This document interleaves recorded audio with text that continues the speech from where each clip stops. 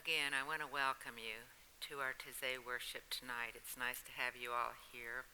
And for those of you that are reading the book of Luke, you would probably recognize the verses from tonight because it's from chapter 18, our 18th day of this Advent journey.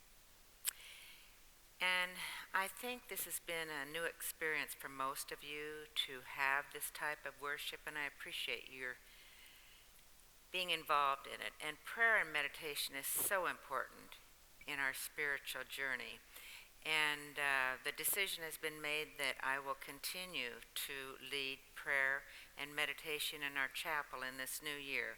We won't have the music, but we'll gather in the chapel after Pastor Lowell's Bible class on Tuesdays, and we'll meet in there at 11:15 until noon. So I hope that you decide to join us. Again, that starts on the first Tuesday of the new year, and we'll continue to meet in there. I don't know if you're aware of how many verses there are in the Bible that contain the word meditation. We know there's a lot about prayer, and today I set up my computer and looked up all the verses. Now, we don't have time tonight to hear them all, but I'm going to share some of them. And most of the verses about meditation are in the Psalms. The first one is from the first chapter, and it's verse 2. But his delight is in the law of the Lord, and his law he meditates day and night. The next one is from the fourth chapter. Tremble and do not sin. Meditate in your heart upon your bed and be still. And every week you've seen the verse up here from chapter 46 of the Psalms, verse 10. Be still and know that I am God. And I think so often being still is intimidating to us because we're so busy in our lives. And so to just sit in silence, doing nothing, is so foreign. And I mentioned this before about being a human being and not always a human doing. And so I hope you have gotten in touch with that this season and that you're taking some time each day. Perhaps after you read your chapter in Luke, perhaps after you read devotions, some of us journal. Prayer and meditation is vital for our spiritual maturing. In Psalm 19, verse 14, let the words of my mouth and the meditation of my heart be acceptable in your sight, O Lord, my rock and my redeemer. Many of you grew up in churches where as soon as the pastor stepped into the pulpit, those words rang out, and they still do often. Another one from Psalm 104, let my meditation be pleasing to him. As for me, I shall be glad in the Lord. Psalm 63, verse 6, when I remember you on my bed, I meditate on you in the night watches.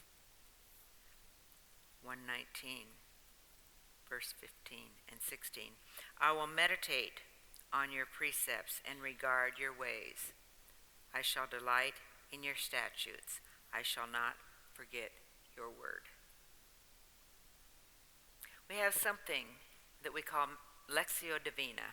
Some of us have practiced that.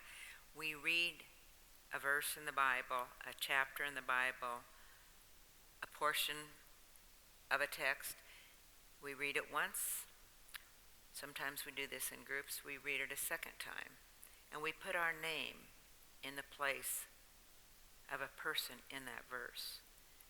And then the third time, we read it again, and then we discuss it. We're meditating on the word, not necessarily in silence in that way, but I'll never forget the first time my spiritual director had me do that. And it was about Mother Mary at the foot of the cross. And of course, I put my name in there, and I wept to think of what Mother Mary must have gone through. So that's another way of meditating. There's all kinds of ways, but what we do in here is we're in prayer and meditation in silence. In Psalm 143, I remember the days of old. I meditate on all your doings. I muse on the work of your hands.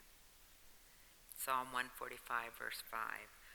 The book of the law shall not depart from your mouth, but you shall meditate on it day and night, so that you may be careful to do according to all that is written in it. For then you will make your way prosperous, and then you will have success. From Psalm 119, verse 148, my eyes anticipate the night watches, that I may meditate on your word. So much about meditating on the word as we do. Now here's one that I was kind of amused at. It's from Genesis 24, verse 63. Isaac went out to meditate in the field toward evening, and he lifted up his eyes and looked, and behold, camels were coming. So I hope nobody sees camels in here tonight, okay? If you are, tell me afterwards, we'll talk. And this is the one that I hold closest to my heart and I think is so important during Advent and the upcoming season of Christmas and Epiphany. It's from Luke 2, verse 19. Some of you read this the second day of December, the second day of Advent. But Mary treasured all these things, pondering them in her heart. Pondering, meditating. Can you imagine Mary pondering all the things in her heart? So may this time of prayer and meditation be a blessing to you as you peacefully enjoy the Advent season and await Christmas. And now we continue in song.